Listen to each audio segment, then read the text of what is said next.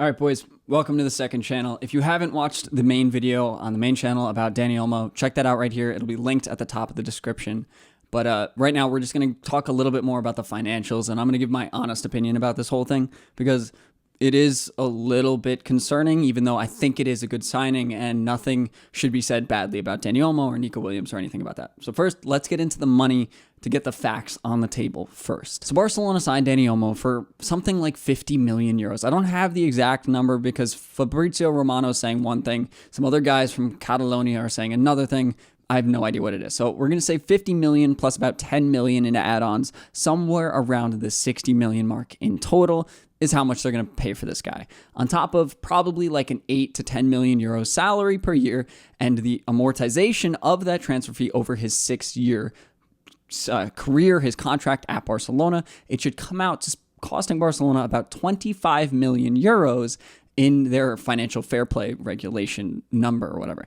That means they got to come up with that money somehow, either by bringing in more income through, sales of Barca Studios or the Libero deal, whatever comes through needs to come through to make that happen. It could also mean the sale and departure of other players. But right now, I'm more worried that none of the sales of these other guys have been said or nothing seems to be working for Lenglet, for Roque, for even Inigo Martinez. There's a lot of guys that are getting decent salaries right now that are left in this squad. And I'm worried about where that's going to go, what's going to happen next, and what this is going to mean for Barcelona. I said a little bit about it. Dani Olmo is going to fit in this side relatively perfectly under Hansi Flick. I think he can be insane and might be a sleeper shout for MVP for Barcelona.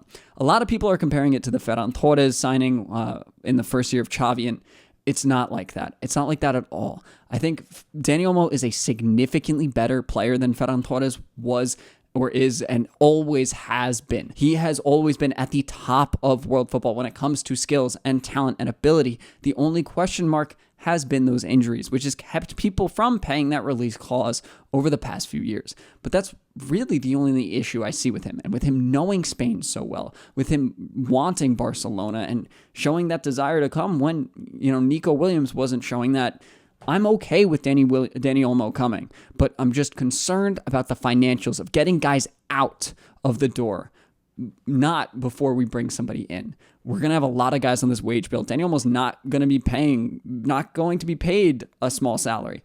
They're going to have to come up with that money somewhere. Firmino can also play on the left wing. We didn't talk about that a lot, but he can play on the left wing, which means he can open that space up in the middle for Dani Olmo. He can take some of that responsibility off of the left wing, off of Balde having to overlap, which is seemingly the plan. And I'm a little worried about Balde because he's not that great there, but Valle seems to be pretty good with a cross on his left foot so far this season, and he seems to be a very good backup. I'm not worried about the fullbacks at all. Hector Fort and Julian Araujo, they all look good, and I'm not too worried about the width, at least coming from those sides. I also really like Dani Olmo's abilities on the right wing, taking some of that responsibility off of Lamine Yamal and potentially allowing Lamine to play centrally as well. We've seen so much of him as a touchline winger, but I've heard a lot of talk about him being great centrally or through the middle somewhere, and maybe we could see some slow development towards that over the next few years.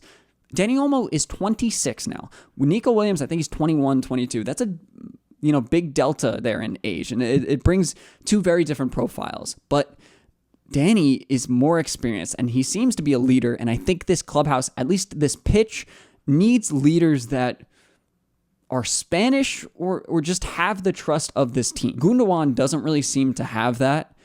We've seen him try to be a leader sometimes, but Araujo specifically, took some things the wrong way, and it became a little bit of an issue in a way that I don't think it should have, and it probably wouldn't have if it were a more Barcelona-centric, if that makes sense, player. Dani Olmo could be that, and if he is this leader like I've read online he was throughout the academy years, and he seems to be at Leipzig and in Croatia, I think that could be really good for the pitch, especially going forward. Lewandowski is complaining a lot. I don't think he's that great of a leader.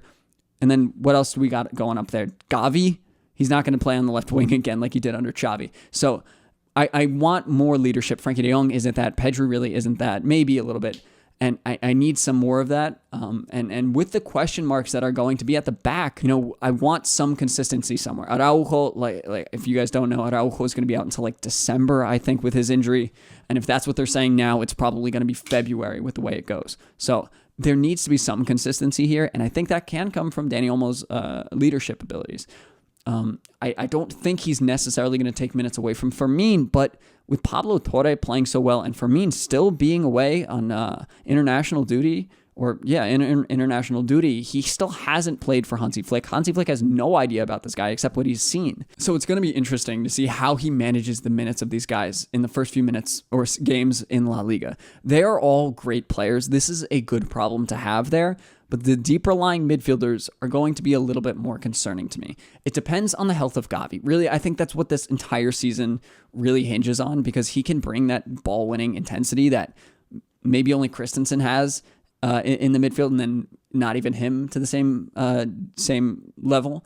But if Gavi's healthy, I think that takes a little bit of the stress at the back or in the middle, and away from Dani and this signing and everything, and it being concerning to me, because there are players there that can play those two, double pivot spots. Frankie de Jong, Christensen, Gundogan, Pedri, and Gavi. 5 guys, it's not terrible. 5 guys to cover 2 spots. It's not the best. It could be worse. And so I am excited, but that's a lot of stress to put on Gavi, who is coming back from injury. Pedri, who is coming back from an injury. Frankie, who's coming back from an injury. Christensen, who has had his minutes managed very carefully because he seems to be not working the best in the midfield, at least with the whole stress that it puts on your body, the more running you do there compared to defensively. There are a lot of questions to be asked. I don't think Dani Olmo is a bad signing for Barcelona. It upsets me, or it did. I spoke some stuff on Twitter as being a little disappointed, but I really don't think it's that bad of a signing.